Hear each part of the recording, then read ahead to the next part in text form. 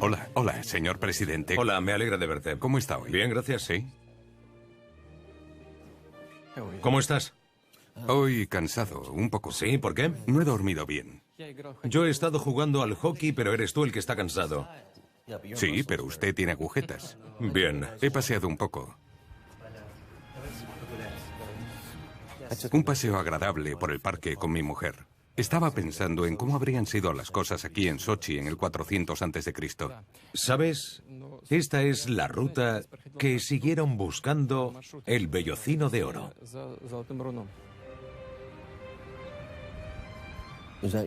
¿Es esa su casa? Sí. Es bonita. Un lugar tranquilo.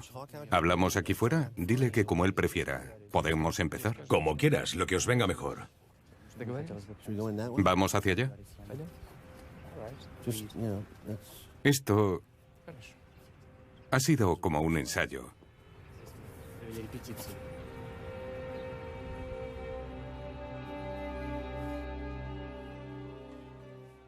Querría abordar de nuevo la crisis de Ucrania.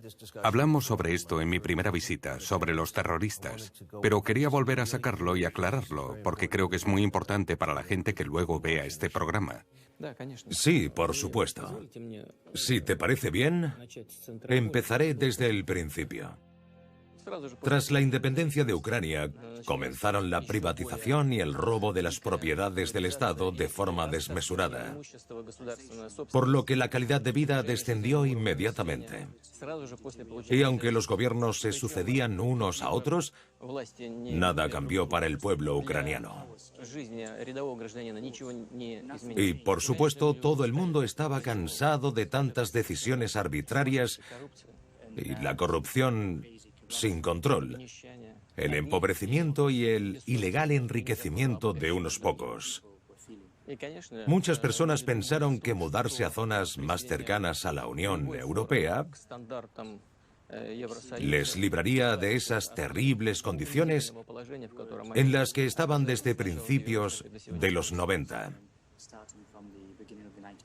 Eso es lo que hacía avanzar el desarrollo de Ucrania. Las economías de Rusia y Ucrania estaban emergiendo como una economía unida y tenía relaciones económicas únicas. Los mercados de Rusia estaban completamente abiertos a las importaciones de Ucrania. Teníamos y seguimos manteniendo un 0% de tasas de aduanas. Durante 17 años hemos estado negociando con la Unión Europea sobre las condiciones de adhesión de Rusia a la Organización Mundial del Comercio. Y de repente nos dijeron que Ucrania y la Unión Europea estaban firmando un pacto de asociación.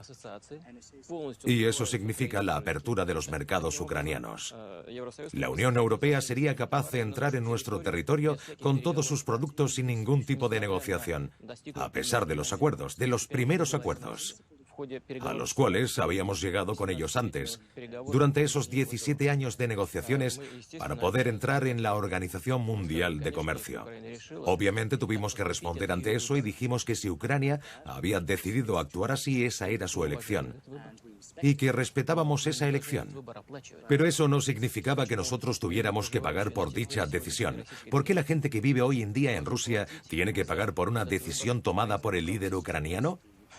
Propusimos convocar una reunión para negociar con nuestros compañeros europeos sobre un pacto trilateral.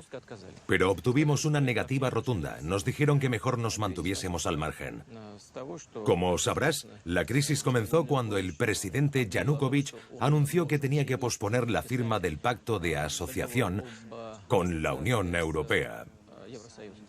Dijo que firmaría el pacto, pero que necesitaba algo más de tiempo para reflexionar sobre los detalles de dicho pacto.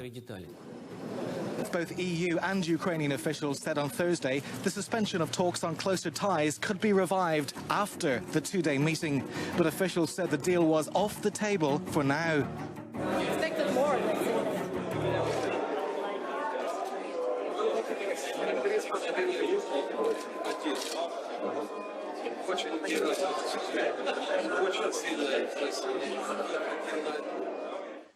Ahí empezó todo. Nuestros compañeros europeos y americanos se las arreglaron para galopar sobre este corcel del descontento popular y en vez de intentar enterarse de lo que estaba pasando, decidieron apoyar el golpe de Estado. Desde noviembre hasta el 20 de febrero, años 2013-2014, hubo varias protestas. Recuerdo muy bien verla en televisión diciendo que aquello parecía un golpe de Estado a cámara lenta. Era bastante evidente, casi transparente para los rusos. Para nosotros, Ucrania, no estábamos prestando atención, excepto... A lo mejor tú personalmente no, pero la CIA estaba prestando mucha atención a Ucrania. Sí, claro, por supuesto. Solo necesitas ver cómo se desarrollaron los acontecimientos. Después de que Yanukovych anunciara que tenían que posponer la firma del pacto de asociación con la Unión Europea. Nadie se preocupó de escuchar el porqué o saber cuáles eran los términos de dicho acuerdo. Y por eso los disturbios comenzaron en masa. For weeks, this European capital has been the scene of a violent uprising. Today, the bloodiest day yet. The protesters are pushing up towards the government district, armed here with Molotov cocktails, but we saw handguns and shotguns too. There is absolutely no doubt that snipers are working here. I've counted 10 bodies.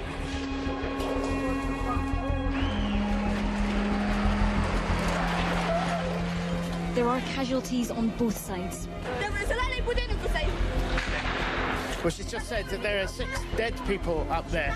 Not just injured, dead. They said they've been hit by snipers. 14 policías muertos y 43 heridos. Durante la masacre de Maidán, ¿recibió algún tipo de información de inteligencia sobre lo que estaba pasando? Es una masacre muy extraña por el número de bajas de policías y de los civiles que perecieron. Y los policías no contraatacaban. Se estaban replegando por orden de Yanukovych. Además, parece que participó una fuerza formada por francotiradores que apuntaban a los policías y a los civiles para crear el caos necesario para hacerse con el poder. Para empezar, lo que has dicho es correcto. Yanukovych no dio la orden de utilizar las armas contra los civiles. Y a su vez, nuestros amigos del oeste, incluyendo a los Estados Unidos, nos pidieron que hablásemos con él para que diera la orden de no utilizar las armas. Nos dijeron, te pedimos que impidas al presidente Yanukovych utilizar las Fuerzas Armadas. Y por su parte prometieron que harían todo lo que estuviese en su mano para que la oposición abandonase las plazas y los edificios administrativos. Dijimos, es una buena propuesta, trabajaremos en ello. Y como sabes, el presidente Yanukovych no utilizó las Fuerzas Armadas. El presidente Yanukovych dijo que no podía imaginar otra forma de afrontar esa situación. No podía firmar una orden para utilizar las armas. ¿Quiénes eran esos francotiradores? Bueno, ¿quién podría haber puesto francotiradores allí? Las partes interesadas, bandos que querían aprovecharse de la situación. No tengo información sobre quiénes eran esos francotiradores exactamente, pero la lógica elemental cae por su propio peso. ¿Ha oído los informes sobre los entrenamientos llevados a cabo en otras ciudades? De escuadrones de cierto partido llamado Sector de Derecha. Reincidentes, gente de derecha, unidades de 100 hombres llegaron, según tengo entendido, a Maidán los días previos. Teníamos información sobre grupos armados que estaban siendo entrenados en el oeste de Ucrania, en Polonia y en numerosos otros sitios. Правий сектор не складе зброї. Правий сектор не зніме блокаду жодної з державних установ, поки не буде виконана найголовніша наша вимога – відставка Януковича. Permíteme recordarte que antes de eso, el 21 de febrero, 3 ministros extranjeros de países europeos llegaron a Kiev. Formaron parte de la reunión entre el presidente Yanukovych y la oposición. Y todos coincidieron en que había que adelantar las elecciones. Se pusieron de acuerdo en las relaciones de futuro entre el presidente y la oposición. Se describió en los Estados Unidos por la prensa como si Yanukovych hubiese abandonado Kiev. Sí, esa es la versión utilizada para justificar el apoyo al golpe de Estado. Una vez el presidente se fue a Kharkov, la segunda ciudad más grande del país, para atender un evento político interno. Hombres armados tomaron la residencia presidencial. Imagine si algo así ocurriera en los Estados Unidos, si la Casa Blanca fuese tomada por la fuerza. ¿Cómo se llamaría eso? ¿Un golpe de Estado? ¿O diría que habían entrado para limpiar los suelos? Dispararon al fiscal general y uno de los oficiales de seguridad resultó herido. Y dispararon contra el convoy del presidente Yanukovych. Por lo que se trata de un golpe de Estado buscando obtener el poder. Además, un día después, aceptó nuestra ayuda y se trasladó a Crimea. Sí. Por aquel entonces, Crimea todavía formaba parte de Ucrania y Yanukovych se quedó en Crimea más de una semana pensando que todavía había alguna posibilidad de que aquellos que firmaron el acuerdo de la oposición intentarían frenar el conflicto por medios legales, democráticos y civilizados. Pero nunca ocurrió, y se dieron cuenta de que si le cogían, le matarían. Todo se puede degenerar y distorsionar. Se puede manipular a millones de personas. Si sabes controlar el monopolio mediático. Sí, claro. Sí. Resumiendo, creo que para un observador imparcial era muy claro lo que ocurrió. Habían dado un golpe de Estado. Ukraine's parliament has voted for the new Speaker of the Assembly to become interim president. Alexander Turchinov called on lawmakers to form an interim government by Tuesday. These latest developments follow the dismissal of President Viktor Yanukovych on Saturday. Tras el cambio de poder, a algunos les gustó, pero a otros no. La gente estaba asustada ante este alzamiento del nacionalismo y radicalismo. Lo primero que hicieron los recién llegados al poder fue exponer la necesidad de sacar una ley limitando el uso de la lengua rusa.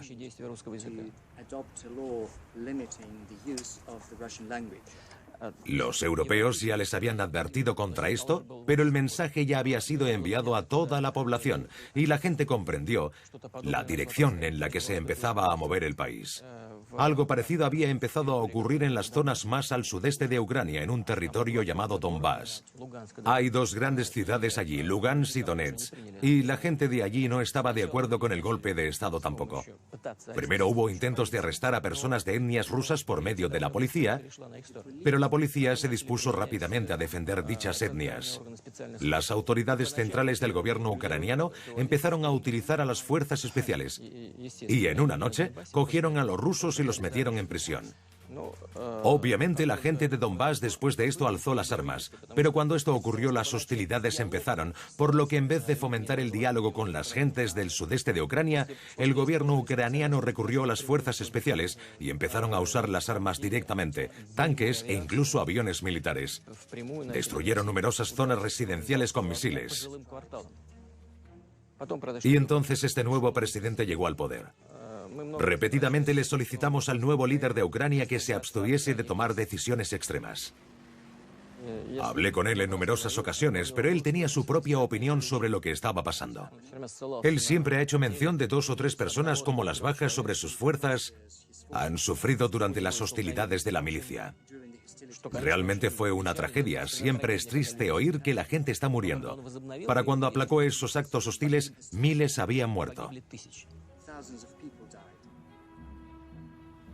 Me gustaría saber, el señor Obama, durante este periodo, ¿qué tipo de relación tenía con él? Estábamos constantemente en contacto. Diría que de forma permanente por conversaciones telefónicas. Obviamente no coincidirían. No, teníamos diferentes opiniones sobre la situación y aún las seguimos teniendo, sobre qué causó la crisis de Ucrania y su desarrollo. ¿Aún siguen en contacto? Sí, hace unos días estuve conversando con él. Hablamos sobre nuestra relación bilateral y sobre la situación de Oriente Próximo y Ucrania. ¿Diría que la relación, esas conversaciones son cordiales? No, son de negocios. ¿Se ven durante esas llamadas? No, pero puedo asegurarte que el diálogo es de interés para ambas partes, no de carácter polémico. Al menos eso pienso yo. El presidente Obama es una persona muy reflexiva. Siempre evalúa las situaciones. A veces estamos de acuerdo y otras no. Solemos encontrar puntos en común en muchos asuntos bastante complicados. Es un diálogo muy fructífero. Claro. La siguiente pregunta es muy trivial, pero siempre he tenido curiosidad por saberlo. ¿Se llaman Vladimir y Barack o se llaman...? Barack y Vladimir. Usan sus nombres propios, es fantástico. ¿Podemos hablar sobre las influencias externas en el tema de Ucrania? Sabemos que ciertas ONGs estaban operando en Ucrania. Sabemos que Victoria Nuland, la subsecretaria de Estado para Europa del Este, ha estado muy activa apoyando el cambio de gobierno.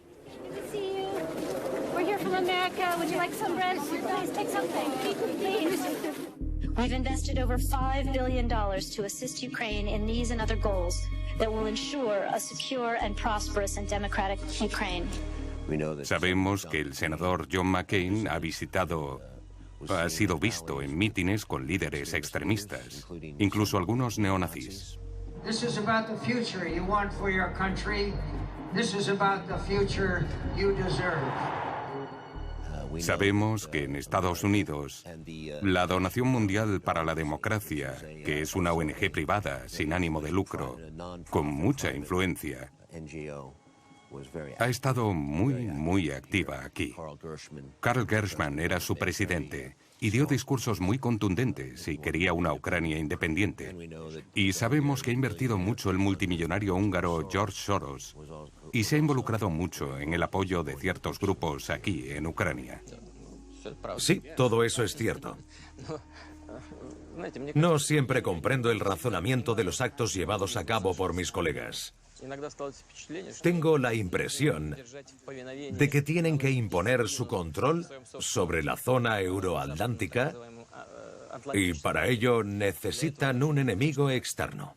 En otras palabras, los Estados Unidos pueden mantener unida a una Europa proamericana y a la OTAN gracias a un enemigo externo como Rusia. Puedo asegurar que eso es cierto.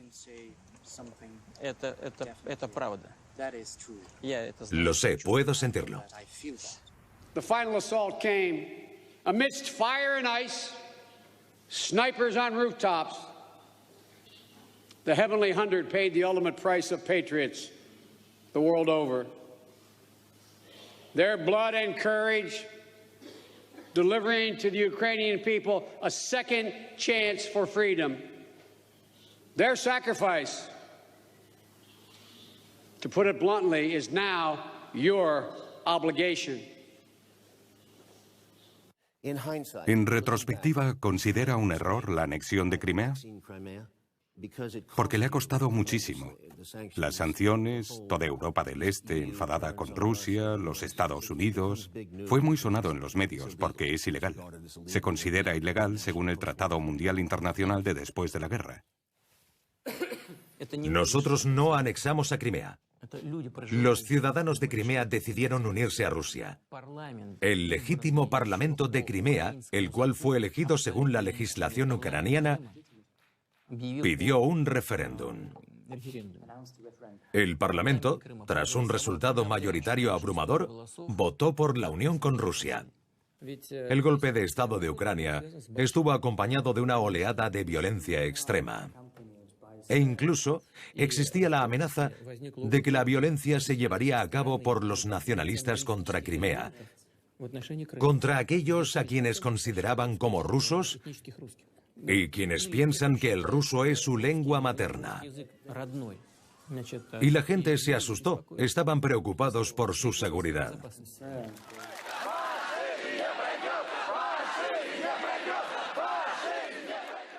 Según el acuerdo internacional correspondiente, teníamos el derecho de tener a 20.000 personas en nuestra base militar de Crimea.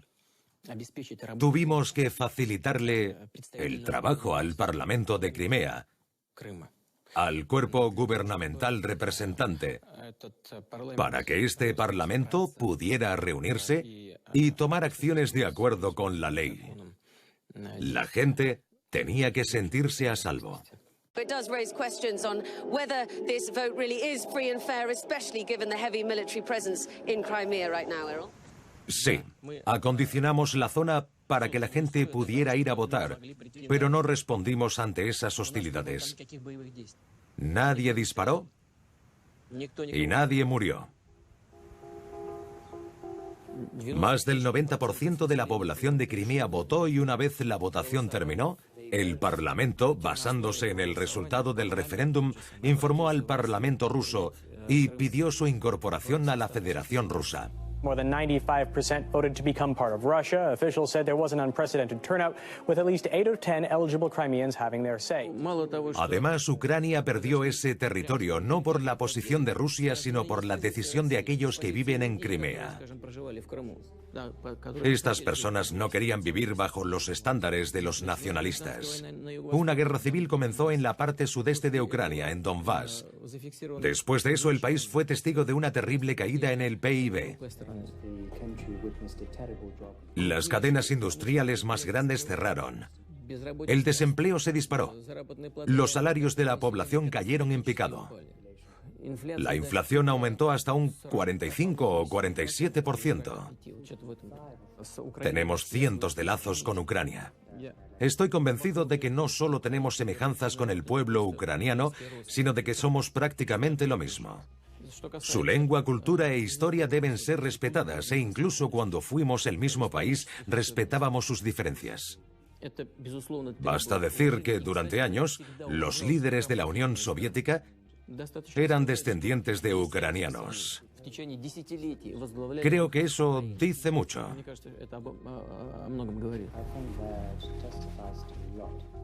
Pero económicamente, como ha mencionado, ustedes son autosuficientes, ellos ya no están. Déjenles que tengan sus propios problemas. No va a afectar a su país. De ninguna manera. Y me dijo en nuestro último encuentro, cuando le pregunté ¿y qué hay de los submarinos rusos con base en Crimea, en Sebastopol? Dijo que no le resultaba una amenaza la pérdida de la base. Perder la base suponía una amenaza, pero no demasiado grande. Ahora mismo estamos preparando una nueva base militar no muy lejos de aquí, en Novorossiysk. Incluso si la OTAN firmara un acuerdo con Ucrania, no soy capaz de ver la amenaza para Rusia, y más con las nuevas armas disponibles. Yo veo la amenaza. La amenaza consiste en el hecho de que una vez que la OTAN entra en este o aquel país, los líderes políticos de dichos países en general, al igual que su población, no pueden opinar acerca de las decisiones tomadas por la OTAN, incluidas las decisiones relacionadas con el emplazamiento de infraestructura militar. Incluso sistemas armamentísticos muy sofisticados podrían ser desplegados. Me refiero también a los sistemas de misiles antibalísticos. Ahora mismo, la influencia norteamericana está incrementándose en los países de Europa, en parte debido a los países de Europa del Este, porque están intentando resistirse al antiguo poder dominante que supuso la Unión Soviética. Ahora mismo lo ven reflejado en Rusia, pero más tarde o más temprano esto parará. Después de haber iniciado la crisis de Ucrania, los norteamericanos se las han arreglado para estimular este tipo de actitud hacia Rusia, viendo a Rusia como un enemigo, un posible y potencial agresor. Pero muy pronto todos entenderán que no hay ninguna amenaza emanando de Rusia, ni de los países bálticos, ni de los de Europa del Este, ni de los de Europa del Oeste. Pero cuanto mayor sea este malentendido, mayor es el deseo de proteger la soberanía europea y sus intereses nacionales. Por lo que este constante sentimiento de estar bajo presión, permíteme asegurarte de que no es algo que haga feliz a nadie.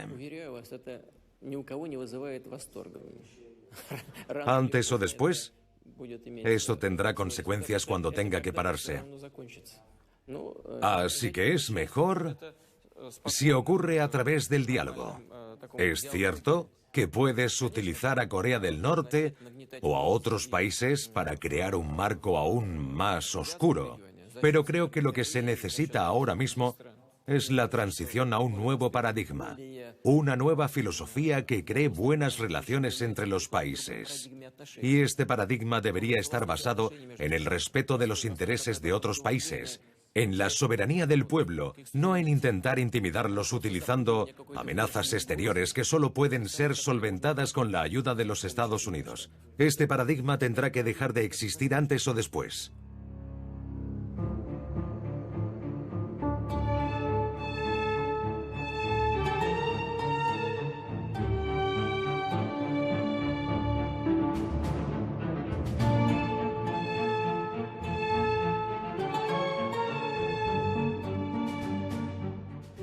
Este sitio es enorme. ¿Me lo puede enseñar? Será un placer. ¿Cómo calientan este lugar? Podrías haber preguntado algo más fácil. Bueno, no me lo diga. Simplemente pasa. Pero te aseguro que no utilizamos leña. ¿No se siente solo por la noche cuando camina por estos pasillos? Por la noche no camino por los pasillos. Sé que tiene un despacho por aquí, algo escondido. Una vez lo vi. Podemos ir a mi despacho si quieres.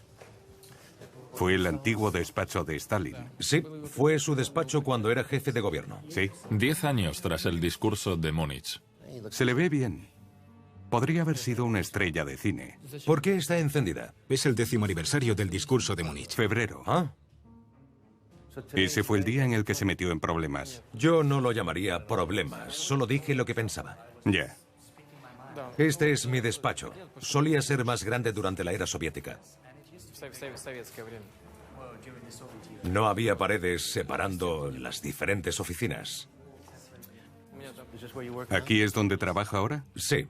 ¿Celebra reuniones aquí? Sí, justo aquí. Voy a enseñarte la otra parte de mi despacho. Lo siento, está algo desordenado. Este es mi padre en Sebastopol, en Crimea. Estaba en las fuerzas navales. ¿En Sebastopol, dice? Sí. Ah, por eso luchó por ella. Y esta es la segunda parte del despacho. Hay 2 mesas. ¿Cuándo usa cada una? ¿Ah? Esta es donde trabajo con los documentos. Suele estar cubierta de papeles. Ese es mi... Sí. Ese es mío. Sí. Ah, fantástico. Ajá. Es mi libro de historia. Coescrito. Hay otra oficina aquí. ¿Te gustaría verla? Sí, claro. Tengo una curiosidad infinita. Vaya. He estado aquí, sí. Aquí es donde estuvimos nuestra primera noche. En nuestra primera noche. ¿Te acuerdas, Dimitri? Empezamos aquí. 3 despachos diferentes.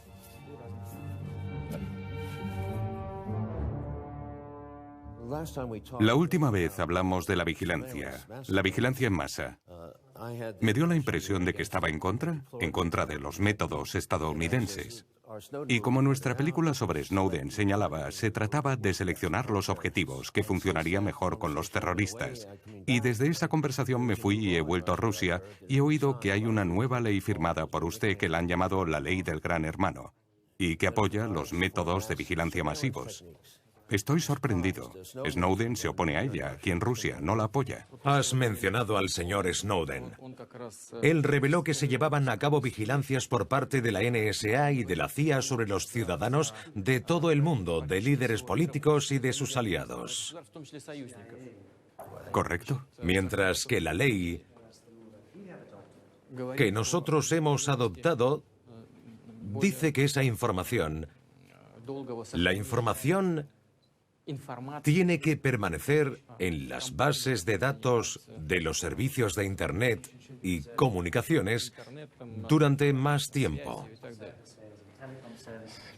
Pero la información privada, la información esencial, solo puede ser obtenida por los servicios secretos o por las agencias del orden público, pero solo si un tribunal así lo requiere. Y esta ley puede encontrarse en lugares como los Estados Unidos, Canadá, Australia y en numerosos países.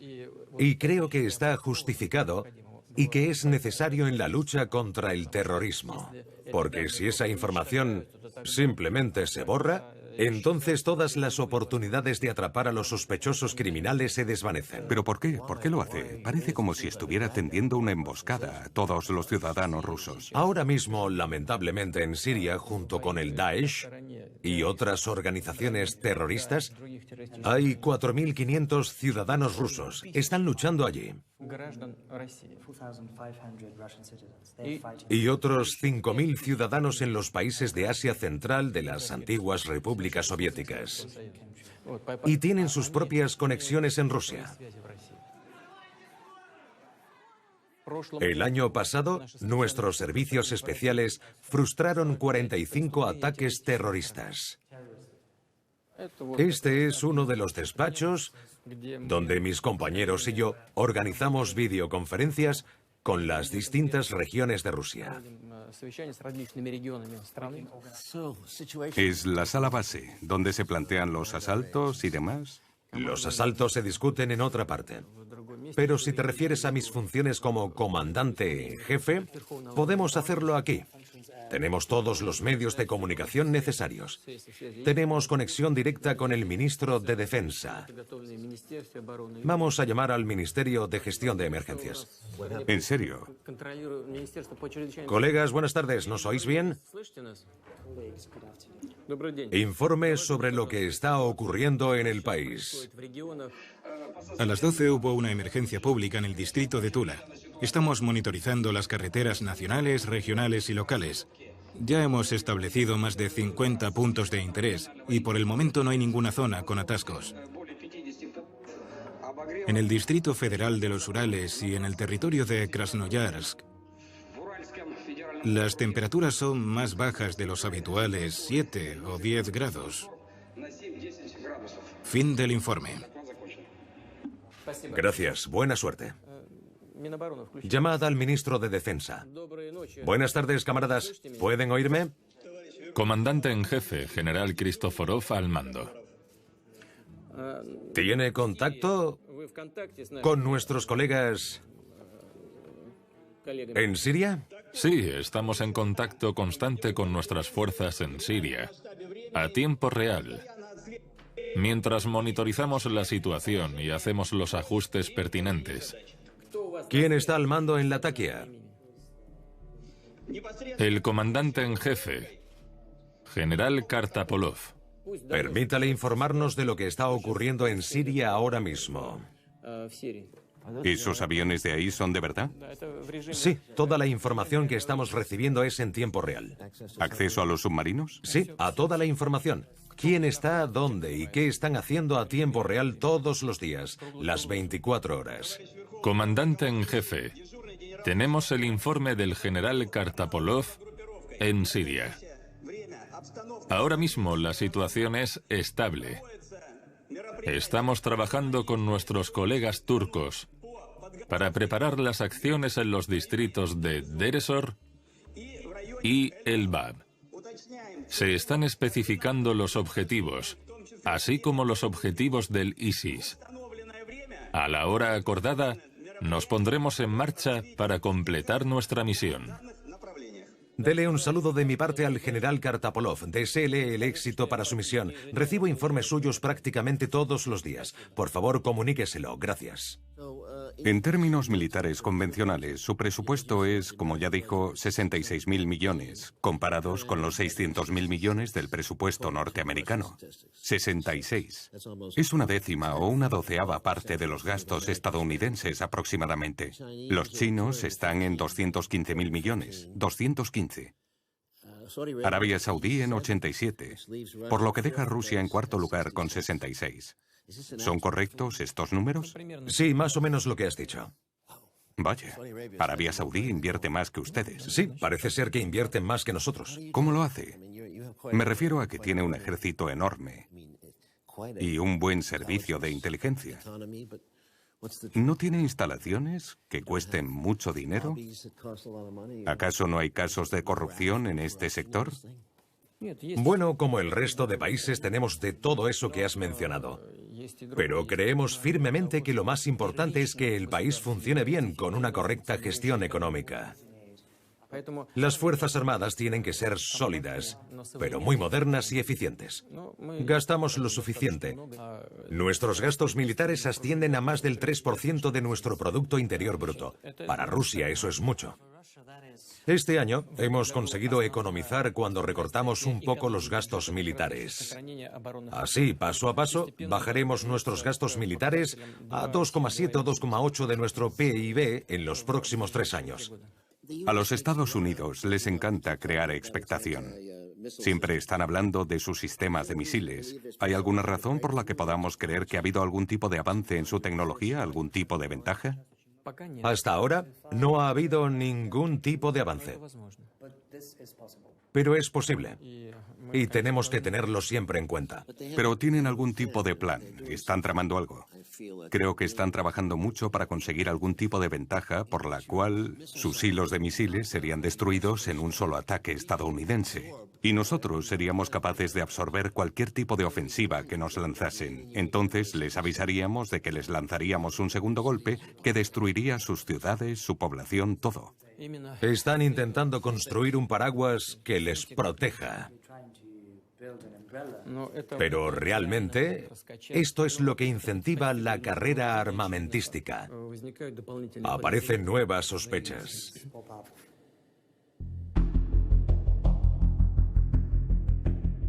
En relación a Siria, ¿puede describir cuál era su objetivo? Cuéntenos un poco la historia y en qué punto están ahora. Podemos ver qué ha ocurrido en los distintos países de la región. Me refiero especialmente a Irak y Libia. Otros países se encuentran en situaciones difíciles también. Pero en Libia y en Irak han ocurrido desgracias, y han ocurrido debido a la destitución forzosa de los regímenes actuales. No solo destituidos de su poder, sino eliminados completamente. No queremos que lo mismo pase en Siria. Si no, toda la región va a sucumbir al caos. Además, si la misma situación que se da en Siria se diera en Libia, la posición de organizaciones radicales, las organizaciones terroristas, se van a consolidar de forma muy firme. Justo ahora ellos son muy fuertes porque controlan una gran parte del petróleo que se extrae de esa región. ¿Quiénes son ellos? ¿Los terroristas? Los terroristas, sí. Venden artefactos de museos, artefactos culturales, y reciben ayuda de fuera y se han vuelto muy poderosos. Debemos frenarles para que no se vuelvan más fuertes. Están tratando de crear un califato desde el sur de Europa hasta Asia Central. Es una gran preocupación. Sí, es una gran preocupación. Pero también tenemos algunos objetivos prácticos. Hay cientos de militantes originarios de anteriores repúblicas soviéticas y de Rusia luchando allí. Y pueden volver a Rusia. Debemos prevenir eso también. Todas esas cosas combinadas nos han motivado a tomar las medidas que ya son conocidas. Al mismo tiempo, entendemos muy bien que el liderazgo vigente en Siria ha cometido ciertos errores en la construcción de las relaciones dentro de su propio país. Y esa es la razón por la cual, antes de tomar esta decisión, hemos tenido que dialogar con el presidente Assad. Él entiende muy bien la mayoría de los problemas a los que se enfrenta el país y no desea establecer un diálogo con los grupos de la oposición, incluso los de la oposición armada, pero sí desea trabajar conjuntamente con ellos para elaborar una nueva constitución. Él está preparado para acceder a adelantar unas elecciones presidenciales que sean supervisadas internacionalmente. ¿Y las carreteras que ISIS usaban para conducir sus camiones a Turquía, los camiones con petróleo? Una de estas rutas iba derecha a través del territorio donde los llamados turcomanos están viviendo.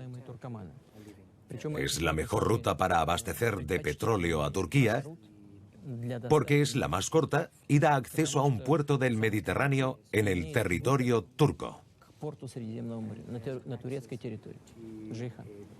¿Y usted compartió esta información con Erdogan? No, no se lo dije. Atacaba áreas turcomanas. ¿Y no le dijo nada?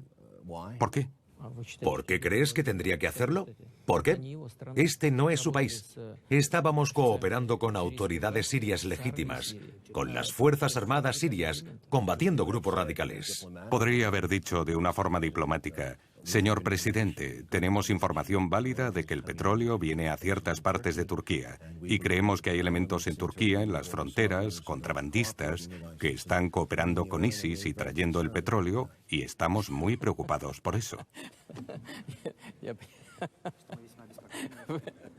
Es muy agradable hablar contigo. Escuche, durante la cumbre del G20, cuando los periodistas abandonaron la habitación, saqué fotos como esta, de este tamaño, y desde donde estaba sentado, les mostré esas rutas a todo el mundo y les hemos mostrado esas fotos a nuestros colegas norteamericanos. Y por cierto, los Estados Unidos lideran la coalición que lucha contra ISIS. Todo el mundo sabía lo que estaba pasando, así que intentar echar abajo una puerta que ya está abierta no tiene sentido. Es algo muy evidente. No se trata de un solo camión, hay cientos de camiones usando esa ruta. Parece un oleoducto sobre ruedas. ¿Quién de los Estados Unidos estaba allí? Estás haciendo preguntas que probablemente no deberían ser públicas. Bueno, hoy le ha dado información a la OTAN de cuándo se harán las misiones en Siria. A la OTAN no, a las fuerzas de Estados Unidos. ¿En serio? ¿Directamente? Y ellos hacen lo mismo con nosotros. ¿Y usted consigue la misma información? Sí, la misma información de los Estados Unidos sobre dónde están trabajando sus fuerzas. ¿Para prevenir una catástrofe mayor? Para prevenir catástrofes en el espacio aéreo. Sí, es una situación peligrosa. Sí, ciertamente. En el espacio aéreo hay aviones de distintos países al mismo tiempo. Siempre puede haber consecuencias. Por cierto, operamos allí por invitación del gobierno sirio, legítimamente. Lo sé. Eso significa que estamos actuando de acuerdo con las leyes internacionales de la Carta de las Naciones Unidas, mientras que las otras fuerzas militares pueden volar allí de acuerdo con la ley internacional existente, bien basada en una decisión del Consejo de Seguridad de las Naciones Unidas. Así que ellos son ilegales. O por una invitación del gobierno del país.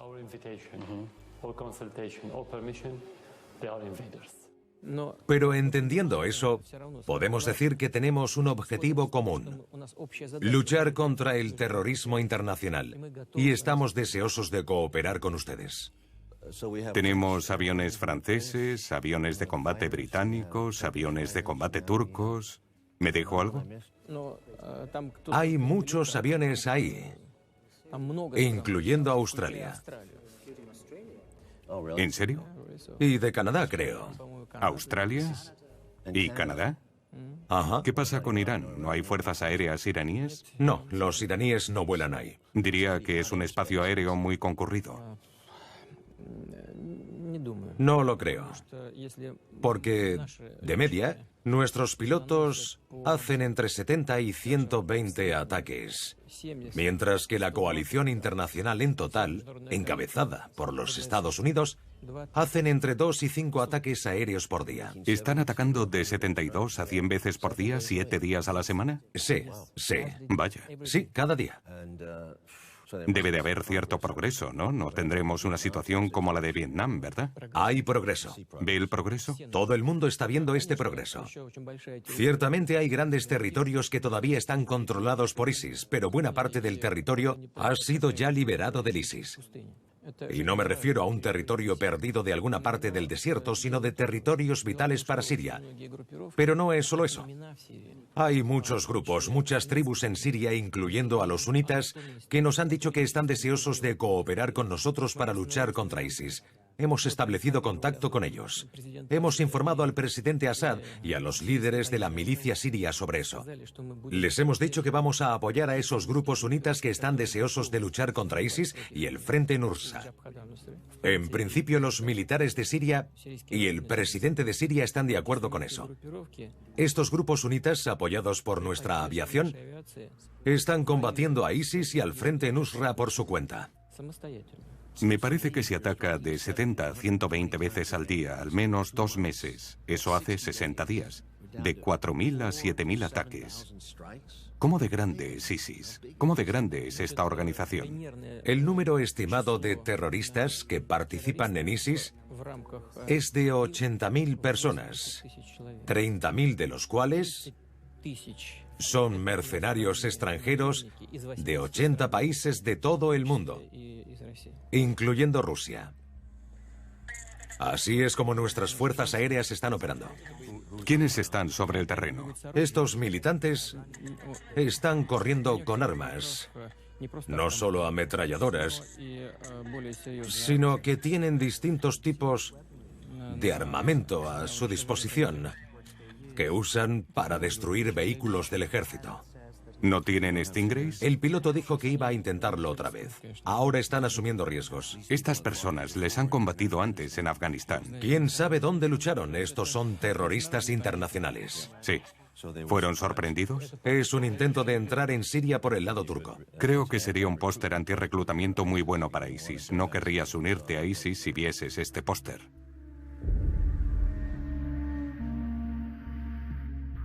No estamos interesados en añadir leña a ese fuego. Al contrario, estamos interesados en promover el diálogo para preservar la integridad territorial de este país, que es un asunto muy delicado. Es muy difícil y no siempre es fácil llegar a un consenso. Pero se han hecho contactos directos con nuestros colegas iraníes y nuestros colegas turcos, y esto es lo que nos da esperanzas y es la razón por la que logramos el éxito. Necesitamos el apoyo de los Estados Unidos, Arabia Saudí, Jordania y Egipto. Vamos a ir de forma cautelosa. Así, cada paso asegura lo que se ha logrado en el paso previo, en lugar de debilitarlo. Hablemos de otra situación de guerra, la de Crimea. Cuando salía el referéndum, el destructor Donald Cook de Estados Unidos venía aparentemente derecho al Mar Negro cuando hizo un giro de 180 grados y no llevó a cabo su misión. Parece que fue similar a la crisis de los misiles de Cuba, ya que pasó lo mismo. Un barco se dirigía a la línea de demarcación cuando dio un giro de 180 grados. Una vez Crimea formó parte de pleno derecho de la Federación Rusa, nuestra actitud hacia este territorio cambió radicalmente. Sí. Si vemos una amenaza a nuestro territorio y Crimea es ahora parte de Rusia, como cualquier otro país, tendremos que proteger nuestro territorio haciendo uso de cualquier medio a nuestra disposición. Between the U.S. and Russia after a Russian fighter jet buzzed a U.S. warship in the Black Sea. ABC Chief Global Affairs correspondent Martha Wright is tracking this all from Washington. Martha, this maneuver by the Russian fighter carries echoes of the Cold War. It certainly does, George. This was a Russian jet that screamed by a U.S. destroyer in the Black Sea, not just once, but 12 times over a 90-minute period. Страны НАТО объявляют учения на Черном море. К берегам Румынии подходит американский эскадренный миноносец. В Средиземном море авианосная группировка, а к Крыму, вооруженный крылатыми ракетами, устремляется эсминец ВМС США «Дональд Кук». No haré ninguna analogía con la crisis de los misiles de Cuba, ya que por aquel entonces el mundo estaba a un paso del apocalipsis nuclear. Afortunadamente, la situación no ha ido más lejos esta vez. A pesar de que nosotros desplegamos nuestros sistemas más sofisticados, nuestros sistemas innovadores de defensa costera. ¿Eso es lo que se llama Bastión? Bastión. Pero hay un gran misil. Y el destructor Donald Cook tiene misiles Tomahawk. Sí, correcto. Contra ese tipo de misiles como los que desplegamos en Crimea, un barco como el destructor Donald Cook está sin defensa. Probablemente esa es la razón por la cual dio media vuelta, pero su comandante tiene la autorización para disparar. Nuestros comandantes siempre tienen autorización para usar cualquier medio necesario para la defensa de la Federación Rusa. Aún así, es un gran incidente en potencia. Sí, ciertamente. Habría sido muy malo. ¿Qué estaba haciendo el Donald Cook tan cerca de nuestro territorio? ¿Quién estaba tratando de provocar a quién? ¿En qué periodo de tiempo tuvo lugar todo esto, este reto?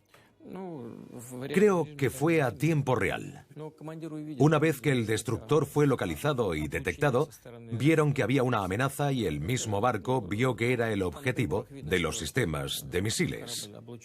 No sé quién era el capitán, pero mostró mucho control. Creo que es un hombre responsable y un oficial valiente. Creo que tomó la decisión correcta. Decidió no provocar la situación. Decidió no proceder.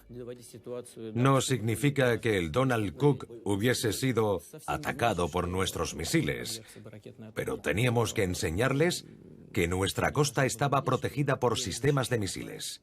¿Fue avisado? ¿Se les envió un aviso? El capitán ve inmediatamente que su barco se ha convertido en el objetivo de los sistemas de misiles. Tienen un equipo especial para detectar ese tipo de situaciones. ¿Todo esto tiene lugar en 2 minutos, 30 minutos, 50 minutos? No lo sé. Los expertos pueden darte esa respuesta. Segundos, unos segundos, creo. Si esto pasa todo el tiempo, suena guay. A veces pasa. ¿Te avisaron? Nos intentaron llevar al límite, por así decirlo. Admite que hasta el límite. Sí, ciertamente. Tuvimos que responder de alguna manera. Bueno, finalmente lo está admitiendo de alguna manera. Sí, pero estábamos abiertos al diálogo. Hicimos todo lo posible por lograr un acuerdo político. Pero los Estados Unidos tenían que dar su apoyo a esta tomadura de poder anticonstitucional. Me pregunto por qué tuvieron que hacer eso. En ese momento dio un discurso. Este es nuestro territorio histórico. Estas son personas rusas. Están en peligro ahora. No podemos dejarles solos. No fuimos nosotros quienes dimos el golpe. Fue hecho por nacionalistas y gente con miras de derechas. Los apoyáis, pero ¿dónde vivís? A 8.000 kilómetros de distancia. Pero nosotros vivimos aquí y es nuestra tierra. ¿Por qué queréis luchar allí? No lo sabéis, ¿verdad? Pero nosotros sí. Y estamos preparados para ello. ¿Hay alguna esperanza? ¿La hay? ¿Esperanza? Siempre la hay. Estoy convencido de que antes o después nos enfrentaremos con decisiones que ahora mismo no podemos imaginar. ¿Surgirán nuevos problemas a los que nos tendremos que enfrentar? Es optimista. Soy optimista con cautela. En lo que se refiere a la situación con el Oriente Próximo y la complejidad de las dificultades por las que atraviesa esta región, el primer ministro de Israel, el señor Sharon, me dijo una vez cuando yo estaba de visita en Israel: señor presidente, ahora mismo está en una región donde nadie se puede fiar de nadie en ninguna cuestión. Creo que en ese momento él ya había pasado por mucho, por demasiadas tragedias. Tantas que él ya había dejado de creer en ningún cambio positivo en la región. Pero yo, por una vez, creo que antes o después esta región va a ser pacificada de nuevo. Y la gente encontrará un equilibrio en el que la región será capaz de existir relativamente segura, no importa cómo de difícil parezcan las soluciones a estos problemas ahora mismo. No hay una religión en el mundo que sea la fuente del mal. El Islam tiene muchas denominaciones, muchas corrientes, y los principales movimientos son los chiitas y los sunitas. De hecho, sí que vemos que hay divisiones entre estas dos facciones, pero que estas divisiones antes o después encontrarán algún puente. O Moscú será un califato. Evitaremos eso. Deberías tener cuidado de que Washington no se convierta en califato. Ha estado cerca, y ahora está cerca de nuevo. Parece que tendrá una presidencia tensa.